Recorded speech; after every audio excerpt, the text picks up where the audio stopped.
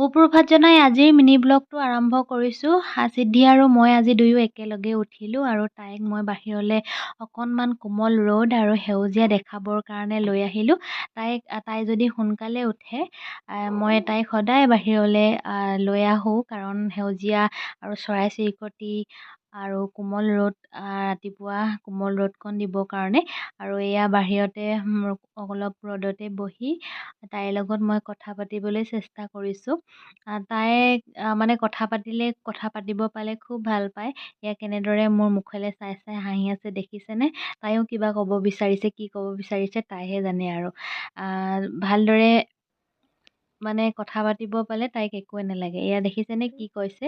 জিভাখন উলিয়াই উলিয়াই কিবা এটা ক'ব বিচাৰিছে দেই।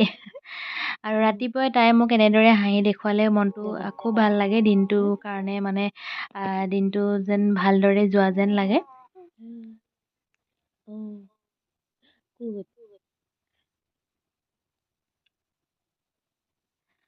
অলপ অলপ টোপনিটো আছেই তাইৰ ভাগত। টোপনি আছে যদিও তাই কিন্তু হাঁহিব এৰা নাই দেই। কথা পাতিব লাগিব মানে তোমাৰ লগত কথা পাতিয়ে থাকিব লাগিব ন? আৰু তাইৰ টোপনিটো আছিলে। এয়া তাই দেখিছেনে? তাই খুৱাই দিয়াৰ পিছতে ওচৰতে থকা কাপোৰখন টানি কেনেদৰে মুখখন ঢাকি লৈছে। যেতিয়াই হ'লেও শুলে এনেদৰে যদি কাপোৰ মানে মূৰৰ ওপৰত কাপোৰখন দি থওঁ, সেই কাপোৰখন টানি একেবাৰে মুখখন ঢাকি মেলি শুই থাকে আৰু। নাজানো কিবা ভালে পায় নে কিয়ে নে, সেয়া দেখিছেনে কাপোৰখন আঁতৰাই দিওঁতে সাৰ পাই গৈছে।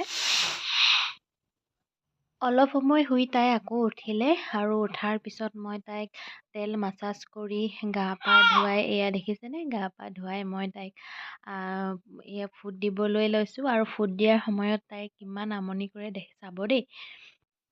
আৰু এয়া মই ফুট দিব লৈছোঁ আৰু ফুট দিয়াৰ সময়ত তাই সদায় এনেকুৱা কৰে।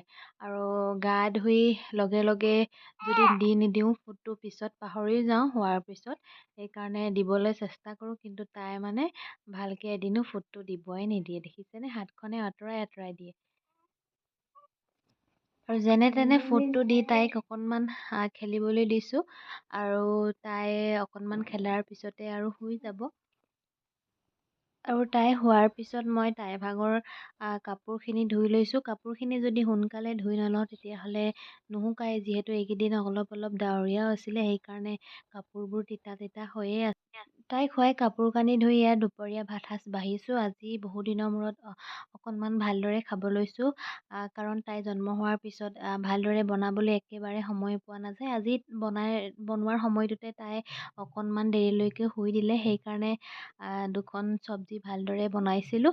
আৰু মা থাকিলে অৱশ্যে, মা যদি আহে তেতিয়া অৱশ্যে বনায়, কিন্তু মই অকলে হ'লে এওঁ ডিউটি যায় যিহেতু, সেইকাৰণে ভালদৰে বনাই খাবলৈ একেবাৰে সময় নোহোৱা হয়। আজি ভাতৰ লগত আছিলে কলডিল, আলু চানা, চয়াবিন ভাজি, পচলা আলু ভাজি, লাই আৰু আলু পিটিকা, আৰু দালিৰ লগত আছিলে ঘৰৰে পিয়ালি পালেং আৰু কেইডালমান ব্ৰাহ্মী মই দাইলতে পেলাই দিছিলোঁ, আৰু পাপৰ। আৰু আজি দুপৰীয়া সাঁজ বহুদিনৰ মূৰত ভাল লগাকৈ তৃপ্তিৰে এসাঁজ খালোঁ বুলিয়ে কৈছোঁ আৰু, কাৰণ আজিকালি মানে এনেদৰে বনাই খাব নোৱাৰাই হ'লোঁ, যিহেতু সিদ্ধিৰ লগত লাগি থাকিবলগীয়া হয়।